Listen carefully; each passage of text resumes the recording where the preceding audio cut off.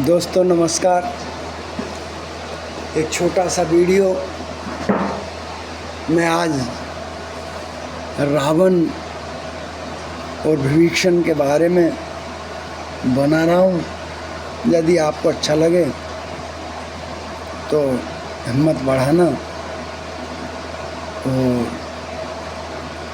Like और subscribe करना। रावण और विभीषण का युद्ध।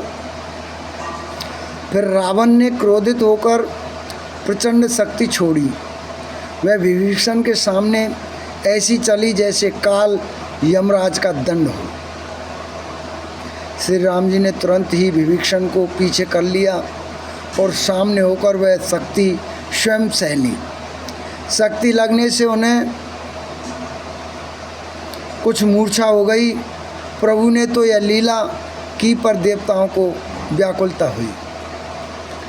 विभीषण क्रोधित हो हाथ में गदा लेकर दौड़े। अरे दुष्ट, तू अब तक बचा है किंतु अब काल तेरे सिर पर नाच रहा है।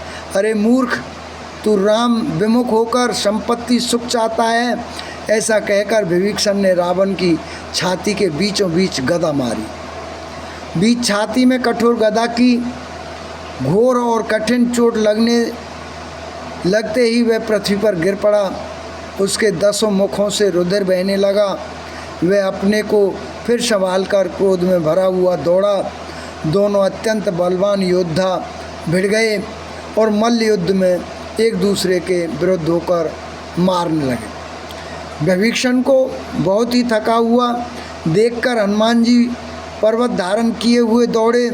उन्होंने उस पर्वत से रावण के रथ, घोड़े और सारथी का संहार कर डाला और उसके सीने पर लात मारी। रावण खड़ा रहा पर उसका शरीर अत्यंत कांपने लगा। विभीषण वहां गए जहां सेवकों के रक्षक श्री राम जी ने थे।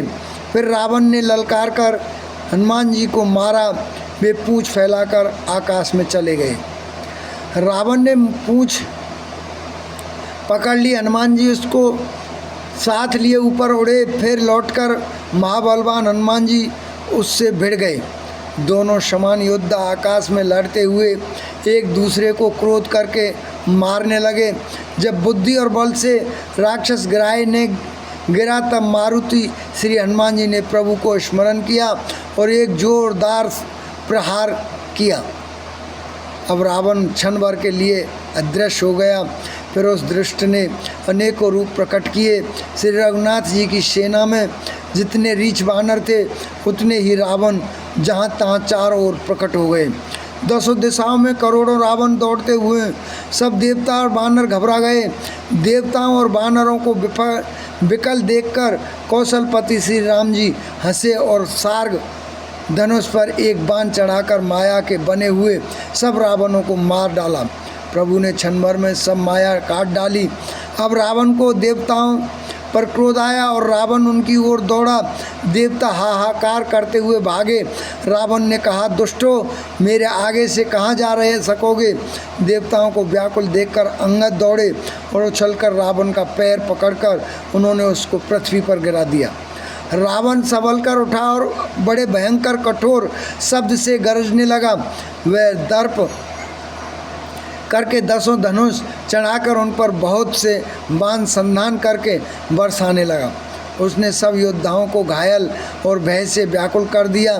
बाली पुत्र अंगद, मारुति हनुमान जी, नल, नील, वानरराज, सुग्रीव और द्विविद आदि बलवान उस पर वृक्ष और पर्वतों का प्रहार करते हैं। वह उन्हीं पर्वतों और वृक्षों को पकड़कर बानरों को मारता है। हनुमान जी आदि सब बानरों को मूर्छित करके और संध्या का समय पाकर रावण हर्षित होता है। समस्त बानर वीरों को मूर्छित देखकर रणवीर जामवंत दौड़े। जामवान ने अपने दल का विध्वंस देकर क्रोध करके रावण की छाती में लात मारी। छाती में लात का प्रचंड आघात लगते ही रावण व्याकुल होकर रथ से पृथ्वी पर गिर पड़ा। उसे मूर्छित देखकर फिर लात मारकर रक्षराज जामवान प्रभु के पास चले। रात्रि जानकर सारथी रावण को रथ में डालकर उसे होश में लाने का उपाय करने लगा। और इसी के साथ छोटा सा वीडियो